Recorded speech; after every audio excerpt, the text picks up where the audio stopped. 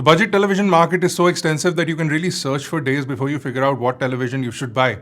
Redmi's added to that confusion with the new 43-inch Fire TV. Is this TV any good? Let's find out. So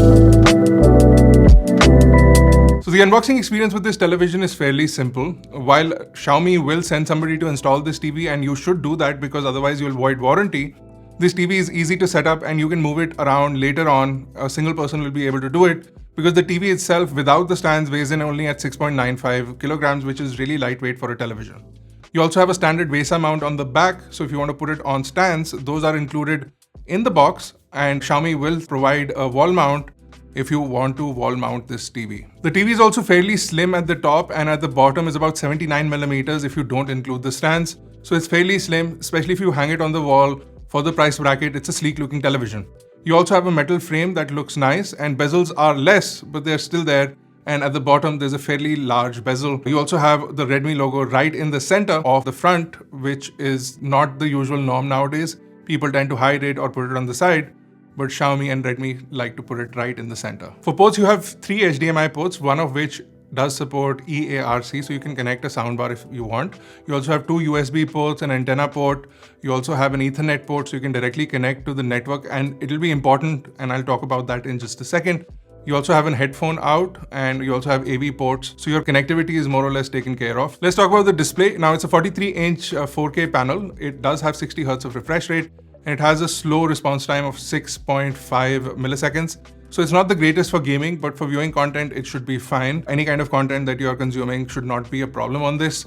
The display itself is fairly bright, but in dark scenes, if you're watching low light scenes, you will notice that the panel is really reflective. You will sometimes see your own face on the TV. Seems like you want to be a part of the movie, but you can't because you're sitting outside and it is really reflective. It's almost annoying to a point. So if you're in a bright room, the reflections will bother you quite a lot. A coating on the screen would have prevented that, but Redmi has refrained from doing that, and that seems to be a little bit of an issue.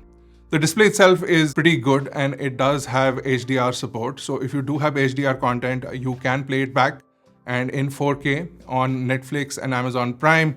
Speaking of which, because this is a Fire TV based television, you're getting the Fire TV OS on this. That OS is clean and easy to use. If you've used a Fire TV stick before, this works exactly like that, and it is much more refined. And you can play Amazon Prime Video directly, and you do have access to certain apps directly from the remote as well. But you also have access to Mini TV, which typically works on smartphones, but will also work on this television. So that is a great add-on feature as well. The television, because it's a Fire television, also supports Alexa, and you do have a button for Alexa directly on the remote. So if you have Alexa connected devices at your home, or if you use Alexa on the regular, this is another handy feature that you can use on this television. Open Amazon Prime Video. Here's Prime Video.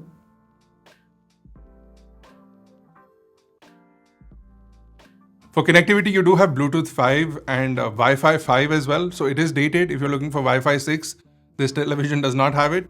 But again, in the price category, it's not bad. And if you're connecting to a regular Wi-Fi router, it should not be a problem. In our case, we struggle to stream content directly onto the television from the Wi-Fi router, especially in YouTube. So if you're playing content in 4K on YouTube, it struggles to buffer and play at the highest quality with the Wi-Fi network. We were able to cast from the phone. In fact, the video that we are playing right now on the television is being cast from a phone, and the router is really close, in fact, less than 15 feet away without any walls interrupting it. So the Wi-Fi network seems to be an issue.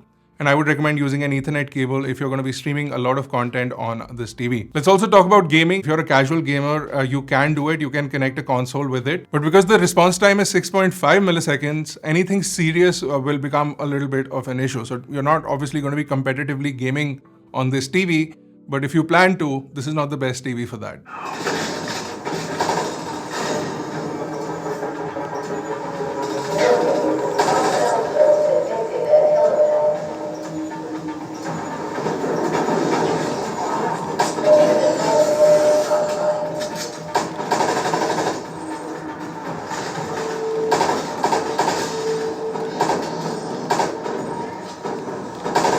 Now, with all of those things in mind, if you're watching content on Netflix, you of course don't have support for Dolby Vision or Dolby HDR. but you do have HDR built in and you do have good color reproduction and the colors look really vivid. There is also a vivid picture engine all built into the television. So all those features are there, but itself the colors look good. Apart from the reflective screen, I think the display is pretty good. You do have good viewing angles on this TV as well. The speakers are also 24 watt. In most cases, you will not need an additional sound bar. If you're, again, casually viewing content, the sound is pretty good. And we'll also play a sample for you so that you can judge for yourself.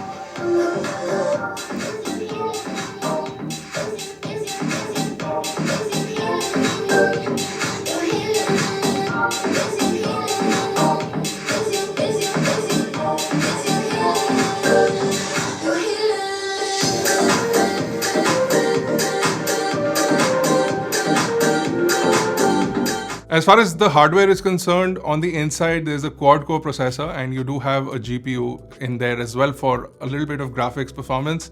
And then you also have 2 gigs of RAM and 8 gigs of onboard storage. The RAM is still something that bothers me till today, and I think Xiaomi needs to really up their game when it comes to RAM because the UI does seem to struggle a little bit. Especially when you turn on the TV, you do have a lot of lag and apps loading up and all of those things. So it does not make you feel like the UI is really fast and responsive. It does catch up eventually, but initially it does struggle a little bit. And I think that needs to be sort of fixed and improved. Overall, the UI is fast and 8 gigs of storage is decent, but you do have a USB port. So if you want to attach external storage, you can do that. And it does support a lot of codecs as well. And we'll list them on the screen. So if you're planning on playing some content from an external drive, these are the codecs that are supported. Now let's talk about the power consumption. A lot of people care about how much power this TV will consume. It is rated for 140 watts.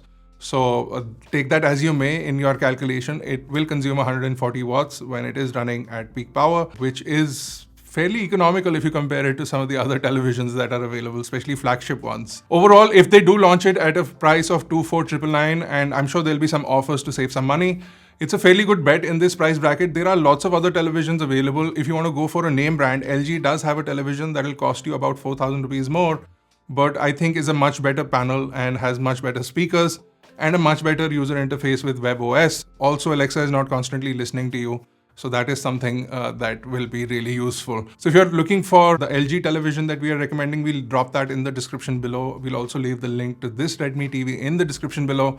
What are your thoughts on this TV? Are you going to be buying one? If not, what other options are you considering? Let us know in the comments below, and I'll see you guys in the next one.